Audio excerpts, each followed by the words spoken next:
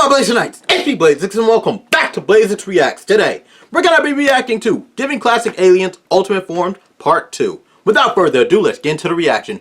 Wanna go check out the InkTank channel? The link will be down below. Wanna go check out the original video itself? Above. I could go check it out, let's jump right in. Without further ado, Blazeix Reacts, let's blaze in action!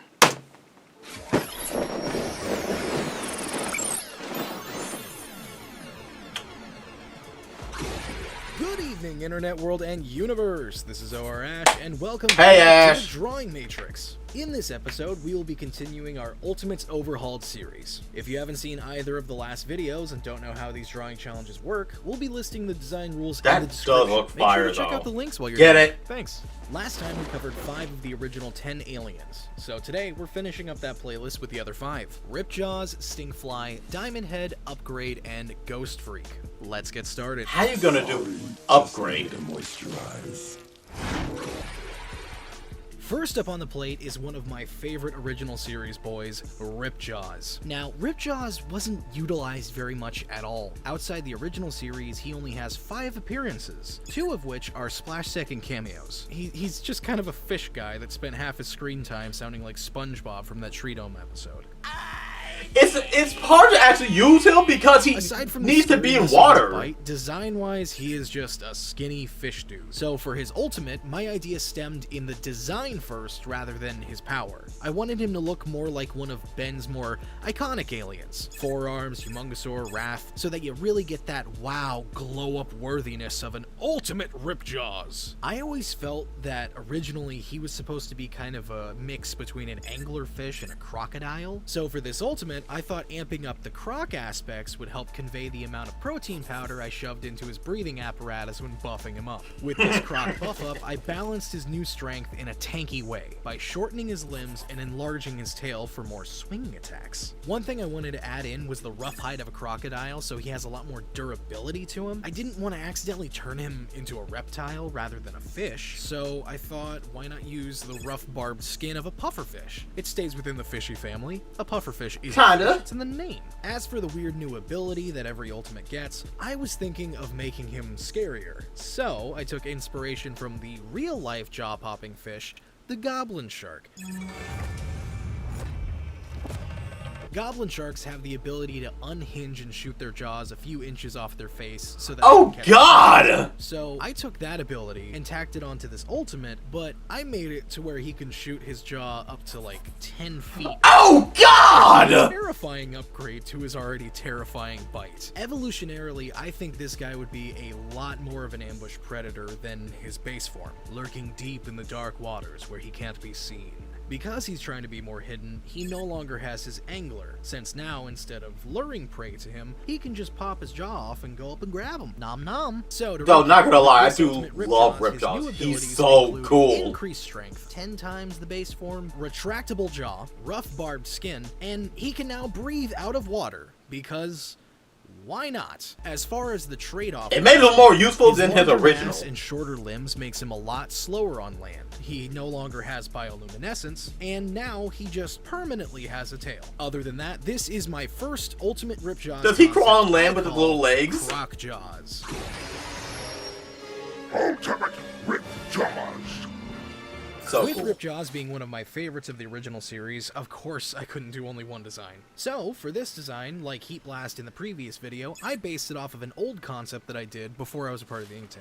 The original idea for this guy was that I thought it would be really cool fire. if Ripjaws could separate his body into a school of piranha that he could sick to attack people. I even that's such a deep net to keep them all together. That is such a Looking back, cold I think ability. This is still kind of a fun idea, so I decided to just expand upon it. Now with this new version, instead of making the symbiotic school of fish body thing attack enemies and prey, now the evolved Piscus Valon uses them as a sort of new upgraded version of a bioluminescent lure, being able to have them swim around as a distraction so that the base body, the leftover skeletal fish creature inside, can attack. Oh, that's scary! Equipped with some hardened scales to provide additional protection when the mass of its body is separated out into the school. See, that's right there would be why parents are afraid. Not from what we saw in the original series. Up his lures to distract Except Ghost Freak.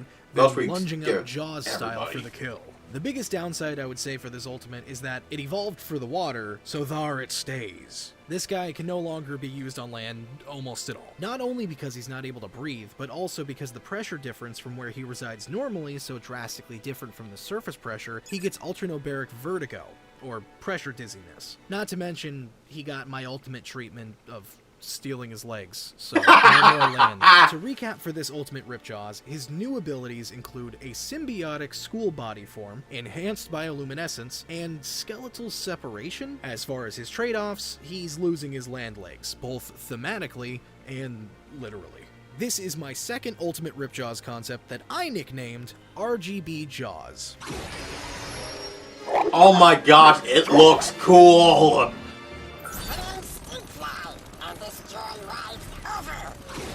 Next up, we have another very underutilized alien that I love much. The mucus morpho himself, Stinkfly. Stinkfly is that was a really good. simple alien concept that I just find really enjoyable. Adding just random weird abilities to him didn't really feel satisfying. So I ended up finding inspiration in something I do find satisfying, a little game I call Hollow Knight. TLDR, all the characters are various bug species. And one of them, called the Gruzmother, gave me the idea for this guy. We make him thick, with a capital Ick.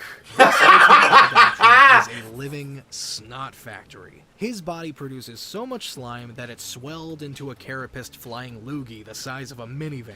This new slime he produces can thicken and solidify into a state as solid as stone, used either to capture small enemies or to use as really gross defenses. He's able to fire this slime from the new 5 sets of ocular ports circling his body, giving him full bodily coverage as well as retaining his 360 vision. Due to his immense size, his legs, like those of most of the ultimates I make, become near useless. But he does have new massive wings to keep him moving. I actually ended up working on this concept a bit during one of our Patreon streams, and many of our Patreons pointed out that he looked a bit like Larva Max from Dr. Animo and the Mutant Ray. Oh, I realized that beforehand, and when I heard that, I decided to make it look more like Larva Max. So, thank you, patrons. So, to recap for this ultimate Stinkfly, his new abilities include a new, massive, durable body, thickening slime, as well as numerous ocular ports to fire said slime from. As for his trade-off, well, his legs are now pretty much just decorative. Oh, and he no longer has a stinger tail, it was replaced with one of the ocular ports. Other than that, this is my first ultimate Stinkfly concept I dub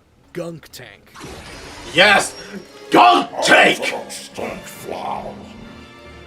From struggling to think of something to realizing I almost missed a great opportunity to make a redesign, we have yet another Ultimate Stinkfly. With this design, I wanted to show the Ben 10 reboot some love, and base this guy off of their iteration of Stinkfly. Now, I know a lot of people had problems with how drastically different the reboot version looked from the original series. I mean, myself included. But over time, I came to appreciate the design. So I thought, why not try to make it an Ultimate I tolerate it. Stinkfly? I do not Ultimate respect it. Stinkfly is related They took to my boy. Stinkfly, They did but my not boy Stinkfly. dirty. How many times can I say Stinkfly? Ah! Stinkfly. Dirty? Stinkfly? I really like the direction of the humanoid shape they were going for, but wanted to make it a bit more insectoid to bring back some of the weird buggy goodness of the Like, I feel like it wasn't always, I insecty removed enough. some legs and made him bipedal. I made his limbs longer and a lot more segmented to give it more of an insectoid feel, while also giving him better balance support when landing or taking off. The rest of his frame is a lot smaller and more streamlined, wings included, to help give him an increase in flight speed.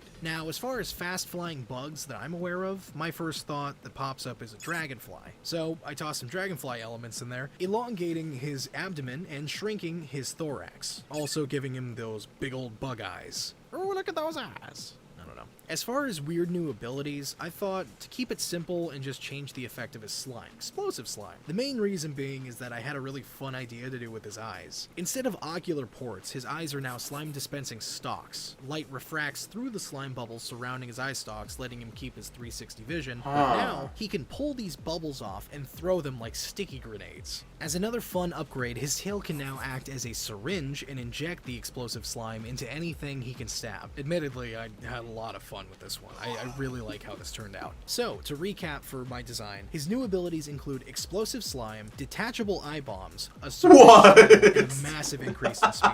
As far as his trade-off, he loses some legs and some eyes, his wings become thinner but longer, and he overall is a bit smaller. I would say he's probably like a foot shorter than base Stinkfly. This is my second concept for an ultimate Stinkfly, I dub Stink Bomb.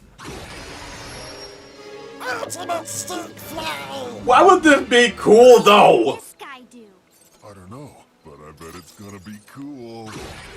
Moving right along, we are now going to be working on Ultimate Diamond Head. Something I would like to say before anything else though. I still think that Chroma Stone should have been Ultimate Diamond Head. I advocated for this a lot in the first Ultimate video, and after looking extensively into the lore of Petrosapiens and the only Crystal Sapien, Sugilite, I honestly still stand by my thought. Because Honestly, you make a holy good point, hell, dude. The Secret of Chroma Stone is a mess of an episode. But on that note, I know that Kuro advocates for Sugilite being his own thing and not an ultimate, so out of respect and But kill the artist, you wrong for that, dude. I am going to be making something different. Because of the research I did on all the lore bits before working on this design, my brain had became slugs. I just went straight to the superpower wiki and kept pressing random page until I found something I could work with. What I ended up rolling with was invisibility. You know, he's a crystalline creature, that could somehow work. He learns to manipulate the refraction of light around himself to essentially go invisible. Yeah, that works. So I started sketching something up that was a much lighter, springier frame, because I thought with invisibility, he should probably be a little bit more sneaky and stealthy like a ninja. So running with the ninja theme, Oh, I thought you it should would have given improve him like with those his cool light ninja scarves, manipulation. dude. He could also use it to make like refracted illusions. He'd even be able to stretch this ability to the crystals he generates that aren't a part of his body, making for great decoys and sneak attacks. To top off the ninja theme to the design, I actually changed his head shape to resemble a traditional Japanese sandogasa. They were originally used to protect the wearer from the sun, but this crystal boy uses it as a very large refractable light catch. Could he using it to retract his bounce head the into it? refractions off of, making it to where he can stretch his illusions even further away from him. To Oh, if recap he could like this retract ultimate, his head, new abilities that would be include cool. Refracted light manipulation that he uses to make illusions and become invisible. The trade-off is that he is much smaller in mass and size, so he can move around a lot quicker. This is my ultimate diamond head concept I call Ninjem. Ultimate diamond head. Oh, that's so cool. It's a slaughter fest. Moving right along, now it is time for upgrade to get an upgrade. I kept seeing a lot of people suggesting that for ultimate upgrade that I simply just make him be able to enhance organic matter as well as technology. And that's not a bad idea. I don't like it though. Mainly because that just seems like we're going to be turning him into Venom. So instead, I decided to lean more Basically. into the nanite aspect of upgrade. Despite the gooey look to them, galvanic mechamorphs are actually made up of millions of nanites that can move around in very fluid shapes. So I thought, why stop at fluid? With this ultimate upgrade I'm working on, he has full conscious control over the nanite structure of his body, giving him total density shifting. From clenching Yes! them together to become Density solid shifting! or separating them far enough to become metallic clouds, ultimate upgrade has full control of his physical being. And thanks to this new density shifting, he inadvertently gains 2 additional abilities. One, he is able to upgrade and control technology remotely with nanite clouds or globs that he just separates off of his body. You know, whenever he just kind of blorps them off of his body. Blorp.